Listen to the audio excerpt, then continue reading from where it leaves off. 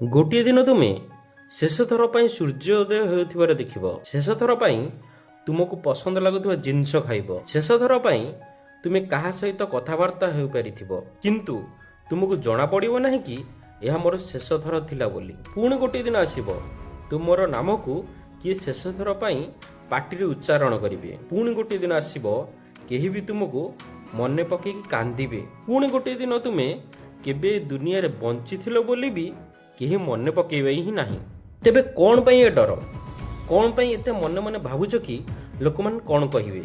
କ'ଣ ପାଇଁ ତୁମର ସମସ୍ତ ଜୀବନ ଅନ୍ୟକୁ ଖୁସି କରିବା ପାଇଁ ବର୍ବାଦ କରିଦେଉଛ? ତୁମେ ଦୁନିଆକୁ ଏଥିପାଇଁ ଆସିନାହଁ କି ଲୋକମାନେ ତୁମର ପ୍ରଶଂସା କରିବେ। ତୁମର ଜନ୍ମ ଏଥିପାଇଁ ହୋଇନାହିଁ କି ଲୋକମାନେ ତୁମକୁ ଜଣେଇବେ କି ତୁମେ କିପରି ବଞ୍ଚିବ। ତୁମେ ନିଜକୁ ନିଜେ ଗୋଟିଏ ସଠିକ୍ ପ୍ରଶ୍ନ କରନ୍ତୁ, ଯାହା ବି ମୁଁ କରୁଛି କ'ଣ ସତରେ ମୁଁ ଭଲରେ ଖୁସିରେ ନିଜକୁ ରଖିପାରୁଛି? ଯଦି ଉତ୍ତର ହଁ, ତେବେ ଆଗେଇ ଯାଅ। ଯଦି ନା, ତେବେ ରାସ୍ତା ବଦଳେଇ ଦିଅ।